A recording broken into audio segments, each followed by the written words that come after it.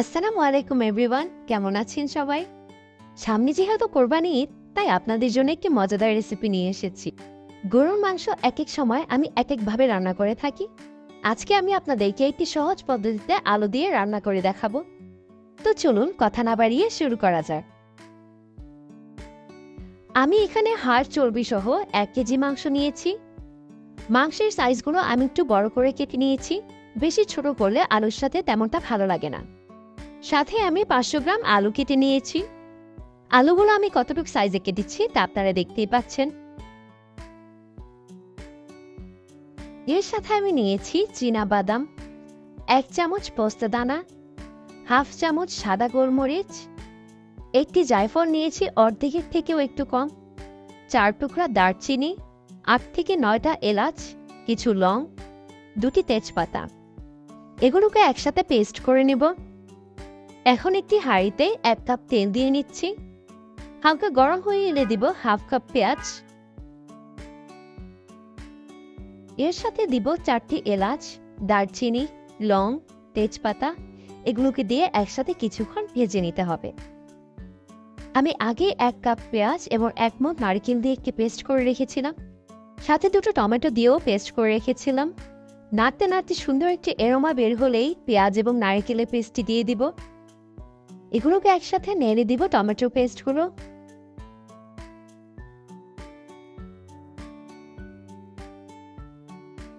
এগুলোকে একসাথে নেড়ে কষিয়ে নিব।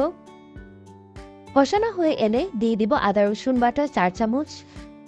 এরপর দিব আগে যে করে রেখেছিলাম চীনা বাদাম, পোস্তদানা, জায়ফলের পেস্টগুলো। এগুলোকে আবারও নেড়ে চেড়ে কষিয়ে নিব।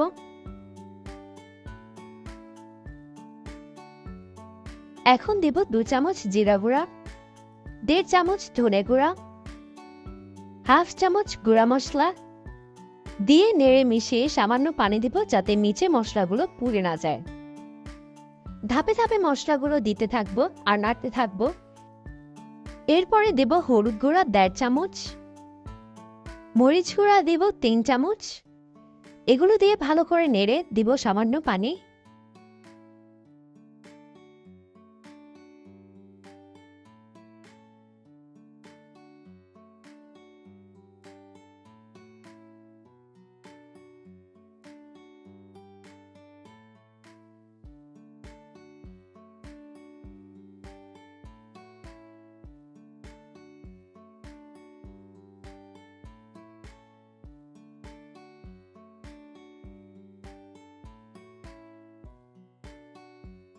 এরই সাথে পরিমাণ মতো লবণ দিয়ে নিচ্ছি।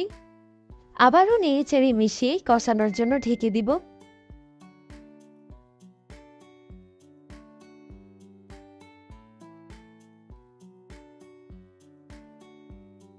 কষানো হয়ে গেলে ঢাকনা তুলে মাংসগুলো দিয়ে দিতে হবে। ভালোভাবে নেড়ে মাংসগুলোর সাথে মশলাগুলো মিশিয়ে নিব।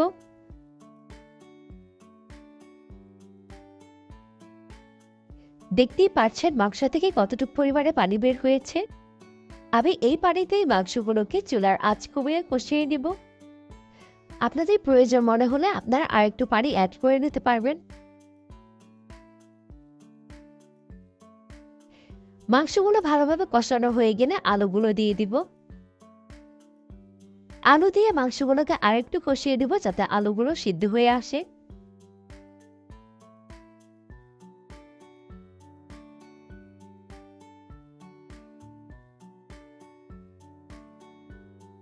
আলুগুলো সিদ্ধ হয়ে এলে দিয়ে দিব পরিমাণ মতো পানি। 4 থেকে 5টি কাঁচামরিচ দিয়ে সম্পূর্ণ রান্নাটি শেষ করে দিব।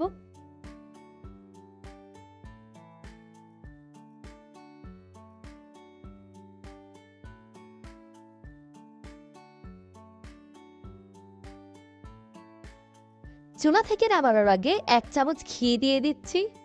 এখন ভালোভাবে নেড়ে চেড়ে নামিয়ে পরিবেশন করে নিব। হয়ে গিয়েছে আলু দিয়ে মজাদার গরুর মাংস রান্না। এই রেসিপিটি যতটা সহজ ততটাই মজাদার। আশা করি রেসিপিটি আপনাদের ভালো লাগবে। ভালো লেগে থাকলে অবশ্যই ট্রাই করে কমেন্ট বক্সে জানাবেন। আর হ্যাঁ, লাইক, শেয়ার আর সাবস্ক্রাইব করে আমার পাশে থাকবেন। আল্লাহ হাফেজ।